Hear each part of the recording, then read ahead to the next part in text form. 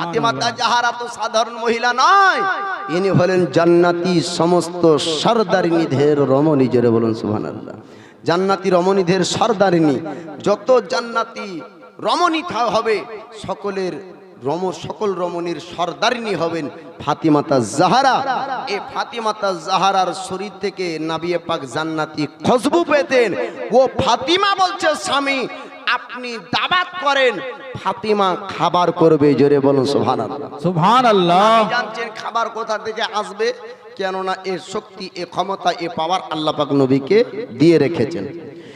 আল্লাহ নবী হাবিবুল্লাহ আল্লাহর পয়গম্বর তিনি দাওয়াত গ্রহণ করলেন, ফাতিমা জাহরা খাবার করবেন। হযরত আলী আপনার সাহাবীদেরকে দাওয়াত করলেন, নবীকে দাওয়াত করলেন। এবার জান্নাত রমণী ফাতিমা জাহরা, আপনার জাল দিবেন না খাবার তৈরি হবে, আপনার হাঁড়ি চাবাবেন না খাবার তৈরি হবে, চাল দিবেন না। এমন ঘটনা আপনাদেরকে শোনাবো বাবা, আপনার আমার বিবেক যেখানে হার মেনে যায়, আল্লাহর কুদরতি ক্ষমতা ওখান থেকে আপনার শুরু হয়। আপনার চুলাতে খাবার তৈরি হবে না, ফাতিমার খাবার হবে জায়নামাজে। জোরে বলুন সুবহানাল্লাহ। আপনার আমার বিবেক বলবে জায়নামাজ আপনার খাবার হতে পারে না। আপনার চুলাতে খাবার তৈরি হয়, হাঁড়িতে আপনার খাবার তৈরি হয়। আপনার আমার বিবেক বলবে জায়নামাজে নামাজ পড়া যেতে পারে, জায়নামাজ আপনার কোরআন তেলাওয়াত হতে পারে, কিন্তু জায়নামাজে রান্না করা যেতে পারে না। আমার আল্লাহ পাক আল্লাহ তাআলা ফাতিমা জাহরার জায়নামাজ আপনার খাবার দিয়েছেন। আপনার আমার বিবেক বলবে জায়নামাজ পানিতে ভাসতে পারে না, জায়নামাজে নামাজ পড়া সম্ভব রয়েছে। আমার আল্লাহ পাক জুনাইদ বাগদাদি রাহমাতুল্লাহ আলাইহি বিখ্যাত আল্লাহর ওলি, তিনার জন্য আপনার জায়নামাজকে নৌকা বানিয়েছিলেন আল্লাহ পাক। জোরে বলুন সুবহানাল্লাহ। আপনার আমার বিবেক বলবে পাথর আপনার পানিতে ভাসতে পারে না, এটা আপনার বিবেক বলবে, আমাদের বিবেক বলবে কিন্তু না না। আমার আল্লাহ পাক হযরত আপনার ইউসুফ পয়গম্বরের জন্য কেনানের জঙ্গলের ইন্দারা কুয়ার মধ্যে 3 দিন পর্যন্ত পাথরকে ভাসিয়ে রেখেছিলেন। আপনার আমার বিবেক বলবে পাথর আপনার খোলা জায়গাতে আপনার শূন্যের উপরে ঝুলিত অবস্থায় থাকতে পারে না, কিন্তু আমার আল্লাহ পাকের কুদরতি শক্তি ক্ষমতা পাওয়া রয়েছে। আমার আল্লাহ পাক যখন জয়পাল যোগী খাজা গরিবে নওয়াজকে আপনার পাথর মারতে চেয়েছিল, আমার আল্লাহ বলে পাথর রে, আমি আল্লাহ তোকে সৃষ্টি করেছি, ঝুলিত অবস্থায় থেকে যা, আমার ওলির উপর আঘাত করবি না। পাথর আপনার ঝুলিত অবস্থায় থেকে গিয়েছিল। আপনার আমার বিবেক যেখান থেকে হার মেরে যায়, আল্লাহর কুদরতি ক্ষমতা আপনার শুরু হয়ে যায়। আপনার আমার বিবেক বলবে জ্বলন্ত আগুন আপনার নিভিয়ে যাবার পরে আপনার ছাই হতে পারে, কিন্তু জ্বলন্ত আগুন আপনার ফুল বাগিচা আপনার হতে পারে না। আমার আল্লাহ পাক ইব্রাহিম খলিলুল্লাহর জন্য আপনার জ্বলন্ত আগুনকে ফুল বাগিচা বানিয়েছিলেন। জোরে বলুন সুবহানাল্লাহ। বাবারা ভাইজান, এবার আপনাদেরকে বলবো নবীর বেটি ফাতিমা জাহরা তিনি আপনার খাবার বানাবেন 1000 মেহমানদের জন্য। খাবার আপনার কোথায় বানাবেন? ঘরে তো আপনার চাল নাই, ঘরে ময়দা নাই, ঘরে আপনার টাকা নাই, ঘরে অর্থ সম্পদ পয়সা কিছু নাই, কোথায় খাবারের ব্যবস্থা হবে? তিনি আপনার নামাজের ঘরে জায়নামাজে দোয়া করলেন, আল্লাহ আপনার হাবিবকে দাওয়াত হয়েছে, 1000 মেহমান আসবে ফাতিমার ঘরে, স্বামীর চোখের পানি মোছার জন্য, স্বামীকে সন্তুষ্ট করার জন্য, স্বামীকে খুশি করার জন্য, স্বামীকে আনন্দ দেওয়ার জন্য। স্বামীর দুঃখ সহ্য হলো না, তাই আমি বলেছি 1000 মেহমানে খাবার করব। আল্লাহ তোমার প্রতি ভরসা রেখে, তোমার প্রতি বিশ্বাস রেখে তুমি অসম্ভবকে সম্ভব করতে পারো। আয় আল্লাহ আমার বাড়িতে খাবারের ব্যবস্থা করে দাও। আল্লাহ আল্লাহ পাক ফাতিমা তার জাহরা দোয়া কবুল করলেন। আমার আল্লাহ পাক খাবার দিবেন। আপনার জিবরিল আমিন ফারিস্তার মাধ্যমে জানিয়ে দেওয়া হলো খাবার আসবে আল্লাহর কাছ থেকে, অর্থাৎ জান্নাতি খাবার আসবে। আল্লাহ পাক জান্নাত থেকে আপনার খাবার পাঠাবেন। জান্নাতি খাবার আপনার পাঠানো হলো দুনিয়ার জমিনে। আপনার নামাজের পর দোয়া করলেন, দোয়া আপনার কবুল হলো। খালি হাড়ির উপরে আমার আল্লাহ পাক জান্নাতি খাবার দিলেন। জোরে বলুন সুবহানাল্লাহ, সুবহানাল্লাহ। জান্নাতি খাবার ফাতিমা তাজ জাহরার দুয়ার বরকতে আপনার আসলো। 1000 মেহমান আসলো আলী শের খোদা মুশকিল কোসা হায়দার কান্নারের বাড়িতে আসার পরে দয়ার নবী মায়ার নবী তিনি আপনার জানছেন আল্লাহর নবী হাবিবুল্লাহ বললেন, ওগো আমার সাহাবী তোমরা শোনো শোনো, আজকের খাবার খাবে তোমরা তৃপ্তি সহকারে, আজকে খাবার খাবে তোমরা পেট ভরে, আজকে খাবার খাবে তোমরা মন ভরে। আপনার খাবার খেলেন সাহাবীরা। সমস্ত সাহাবীদের খাবার যখন শেষ হলো, আলী শের খোদা মুশকিল কোসা হায়দার কাররারকে আমার নবী বললেন, ওগো আলী মহল্লাবাসীকে দাওয়াত দাও, সবাই আপনার খাবার করেন। ফাতিমা তাজ জাহরা খাবার করেন, হযরত আলী খাবার করেন। নবী জিজ্ঞেস করে সাহাবীদেরকে, ও আমার সাহাবীরা বলো খাবার কেমন স্বাদ, খাবার খেতে কেমন লাগলো?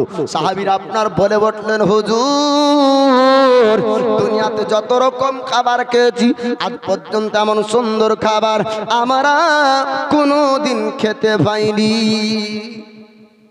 বহু রকম খাবার খেয়েছি ইয়া রাসূলুল্লাহ, এমন সুন্দর সুস্বাদু খাবার আমরা কোনোদিন খাইনি।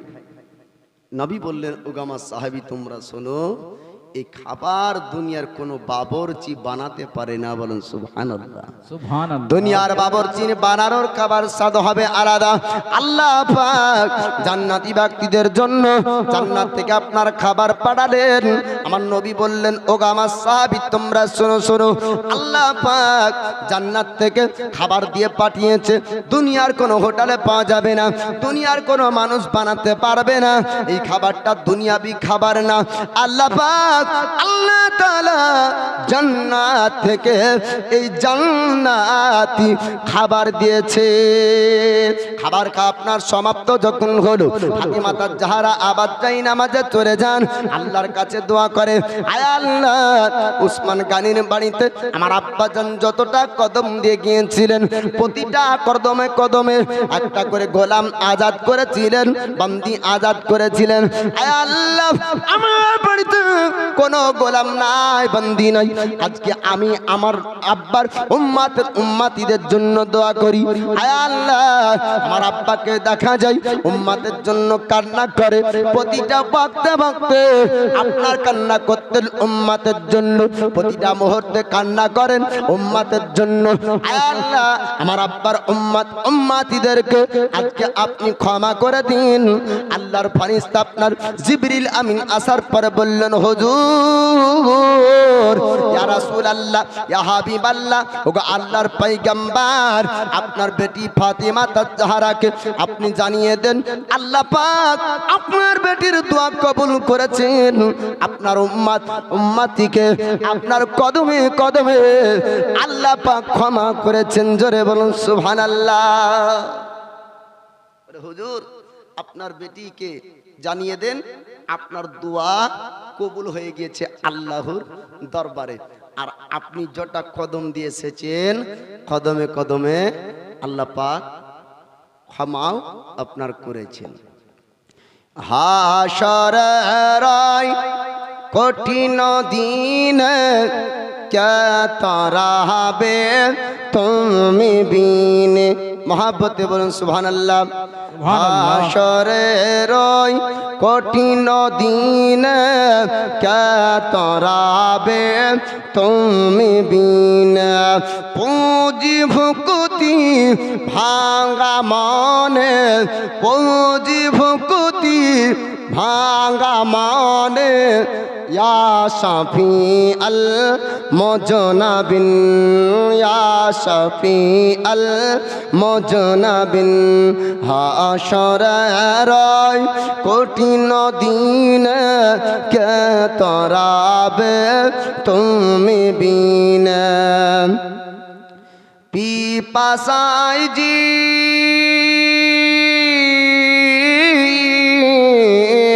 পিপাসায় জীব কাটা হবে দেহ পাসিনায় ডুবে যাবে পিপাসায় জীব কাটা হবে দেহ পাসিনায় ডুবে যাবে তুমি বিন উদ্ধার কে হবে তুমি বিন উদ্ধার কে হবে ইয়া শাফি আল মুজনাবিন ইয়া শাফি আল মুজনাবিন হাশরের কঠিন দিন কে তরাবে তুমি বিন পুঁজি ভুকুতি ভাঙ্গা মানে পুঁজি ভুকুতি ভাঙ্গা মানে ইয়া শাফি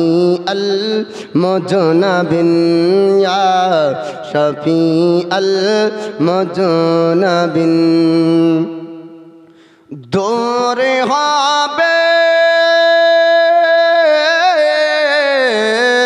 দূরে হবে আত্মীয় স্বজন চিন্তা করবে আপন আপন দূর হবে আত্মীয় স্বজন চিন্তা করবে আপন আপন তুমি হবে সেদিন আপন তুমি হবে সেদিন আপন ইয়া শাফি আল মুজনাবিন ইয়া শাফি আল মুজনাবিন হাশরের কঠিন দিন কে তরাবে তুমি বিনা পুঁজি ভুকুতি ভাঙ্গা মানে ইয়া শাফি আল মুজনাবিন সেদিন খোলা হবে সেদিন খোলা হবে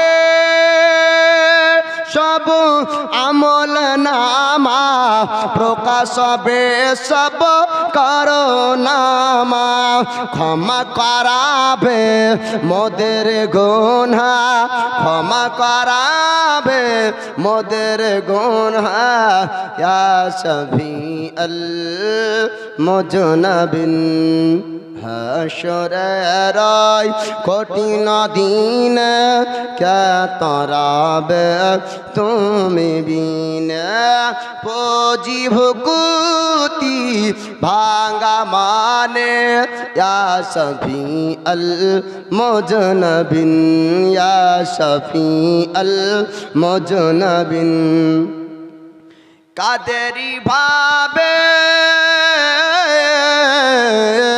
কাদেরি ভাবে বসেন সেদিন কি হবে উপায় বিচারের দিন বাঁচিয়ে নিও আমরা নাকিহীন বাঁচিয়ে নিও আমরা নাকিহীন ইয়া শাফি আল মুজনাবিন হাশরের কঠিন দিন কে তরাবে তুমি বিনা পুঁজি ভুকুতি ভাঙ্গা মানে ইয়া শাফি আল মুজনাবিন ইয়া শাফি আল মুজনাবিন।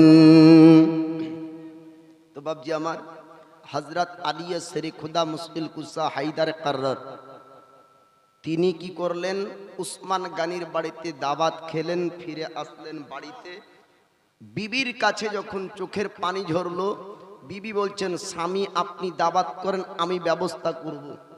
খাবার আসলো কোথা থেকে বাপ জান্নাত থেকে দোয়া করলেন ফাতিমা তাজ জাহারা, নবীর উম্মতিরা আপনার ক্ষমা পেল কার জন্য? ফাতিমা তাজ জাহারা দুয়ার বরকতে। জোরে বলুন সুবহানাল্লাহ। সুবহানাল্লাহ। বাপজি আমার, তো হযরত আলী শেরে খোদা ছিলেন গরিব, কিন্তু তার মধ্যে ছিল ধৈর্য ও সবুর। উসমান গানি ছিলেন ধনী, কিন্তু তিনি ছিলেন দানশীল। তো ফাতিমা তাজ জাহারা গরিব ঘরে কোনোদিন অশান্তি ঝামেলা ছিল না। জুলাই বিবির বিবাহের ঘটনাটা বলার পরে কি বললাম?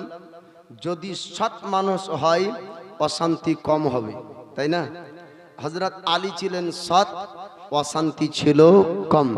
আল্লাহর নবী বিবাহ দেবার পরে খেজুরের পাতার ছাউনিতে থাকলেন ফাতিমা তাজ জাহারা আর হযরত আলী। কোনোদিন ঝগড়াও হয়নি, ঝামেলাও হয়নি। তবে একটি ওয়াকিয়া ঘটনা রয়েছে। একদিন কথা বলতে বলতে স্বামী স্ত্রীর মধ্যে আওয়াজ যখন উঁচু হয়ে গেল, ওই সময়তে হযরত আলী বাড়ি থেকে বের হয়ে গেল।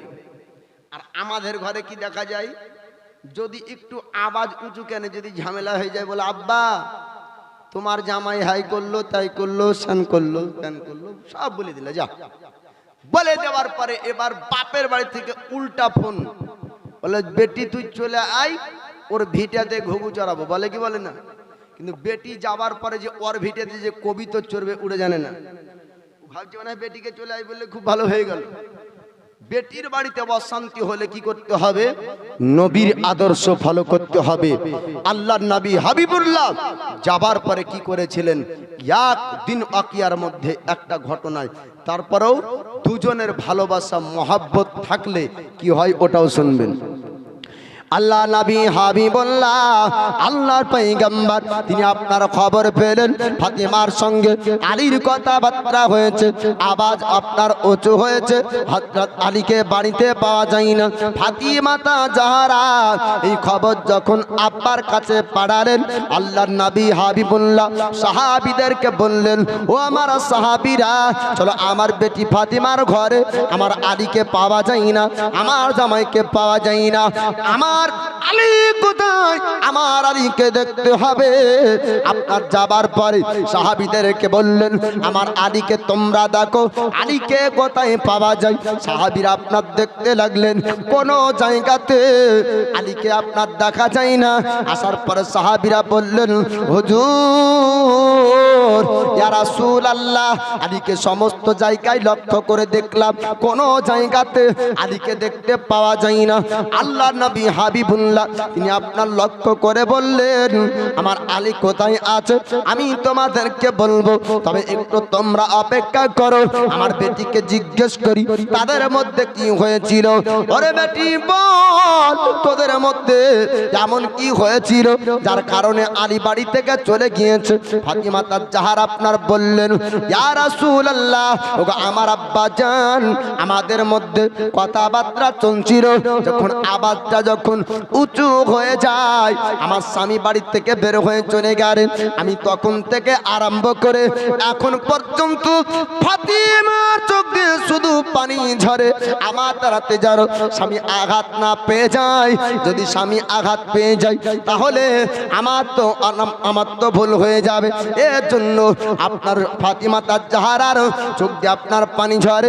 আর ফাতিমা তাজ জাহারা বলছেন, ও আব্বা জান, আমি কি স্বামীকে আঘাত দিয়েছি? আমার দ্বারা থেকে স্বামী আঘাত পেয়েছে, আমি এর জন্য চিন্তিত।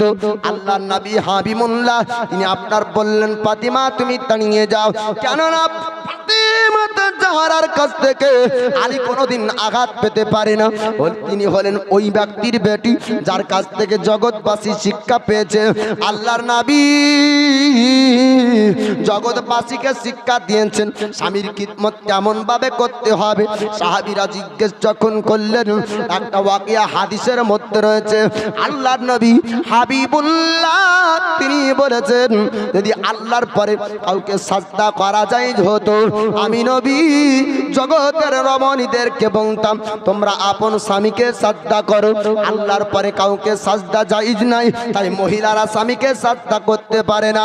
তবে জগতের মহিলাদের জন্য এই হাদিস আপনার রয়েছে যে স্বামীর পায়ের তলে বিবিদের জান্নাত।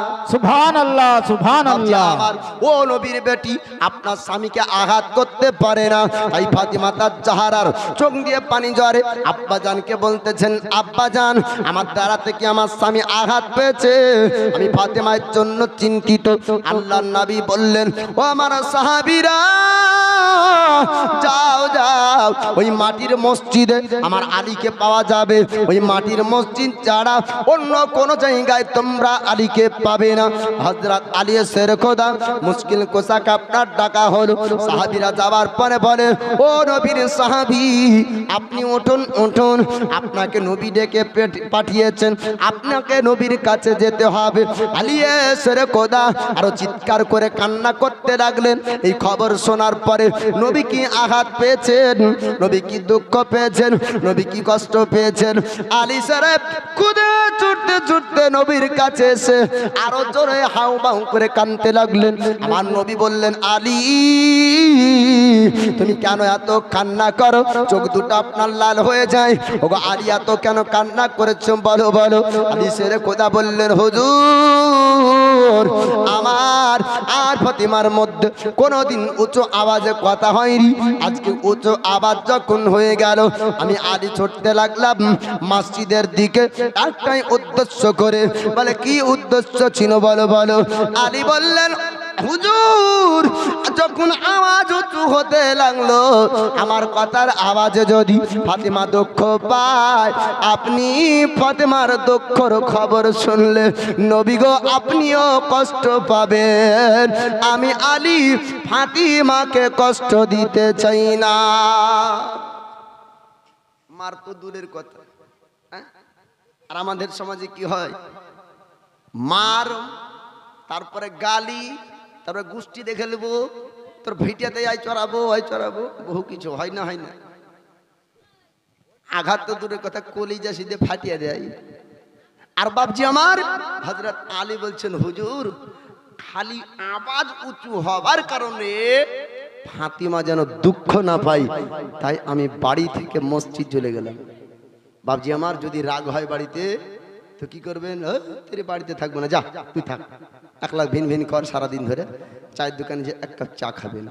আর তার থেকে উত্তম হলো উজু বানাবেন, উজু বানিয়ে মসজিদে যে একটু তসবিহ করবেন আর ওয়াক্তের মধ্যে যদি হয়তো নামাজ পড়ে আসবেন, দেখবেন বাড়িতে আসার পরে রাগটা মাটি হয়ে যাবে। এই তাই না বাপজি? কিন্তু আমরা কি করি জিদ করে বাড়িতে থেকে যায়। আর মেয়ে ছেলের মুখে একটু বলা অভ্যাস বাপজি, ওরা একটু বেশি বলবে, কিন্তু পুরুষের মধ্যে আল্লাহ বুদ্ধি জ্ঞান বেশি দিয়েছে। অতএব আমাদেরকে ধৈর্য রাখলে কি হবে, সংসারে বরকত হবে, উন্নতি হবে, অশান্তি দূর হবে। তো হযরত আলী শেরে খোদা বলছেন হুজুর আমি মসজিদে গিয়েছিলাম, উদ্দেশ্য ছিল একটাই যেন আমার দ্বারাতে ফাতিমা আঘাত না। কারণ দুনিয়ার পুরুষের জন্য হুকুম হলো একটার পরে দুইটা তিনটা চারটা পর্যন্ত বিবাহ করতে পারে একসঙ্গে, কিন্তু হযরত আলীর জন্য নবী বলেছিলেন আলী যতক্ষণ পর্যন্ত আমার বেটি ফাতিমা থাকবে ততক্ষণ পর্যন্ত তুমি